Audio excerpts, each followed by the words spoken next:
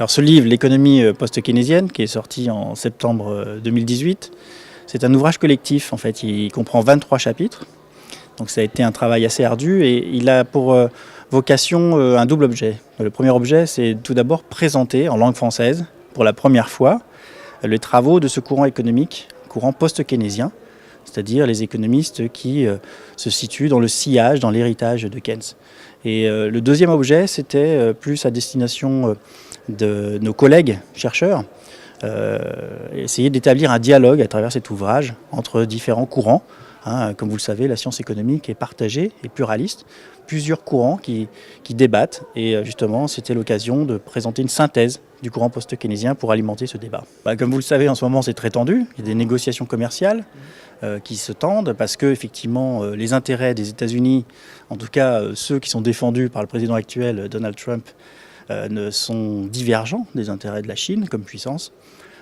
Qui est devenue une grande puissance puisqu'elle a pour objectif de devenir la première puissance mondiale d'ici quelques années, sans doute d'ici les années 2030-2040. Le dollar, c'est la monnaie internationale, mais c'est aussi la monnaie des États-Unis. Et l'utilisation d'une monnaie nationale au niveau international a largement été discutée, critiquée par Keynes et les économistes post-keynésiens, en disant mais finalement, est-ce qu'on ne pourrait pas avoir un système monétaire international plus équilibré avec une monnaie neutre, politiquement, économiquement. Ça peut être une monnaie supranationale de type Bancor, c'était le plan proposé par Keynes à la conférence de Bretton Woods, mais ça pourrait être aussi les droits de tirage spéciaux du FMI d'aujourd'hui. C'est sans doute vers ça qu'il faut aller aujourd'hui. Et malheureusement, on continue à fonctionner avec l'idée qu'au niveau international, on peut fonctionner avec une devise qui est aussi la monnaie d'un pays, ce qui entraîne de nombreux déséquilibres et aussi des rapports de force au niveau géopolitique. Actuellement, je travaille toujours sur les questions monétaires. Il y a 4 ans, j'ai publié un ouvrage avec un économiste français spécialiste de la monnaie qui s'appelle Michel Aglietta.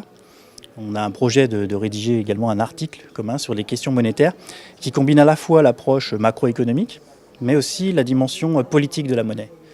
Trop longtemps, les économistes ont oublié que la monnaie, c'est aussi du lien social, c'est aussi un instrument de politique, pas seulement un instrument économique. Je crois que les économistes marocains n'ont pas besoin d'économistes étrangers pour travailler sur leur propre pays. Il y a beaucoup de choses qui se font, très intéressantes.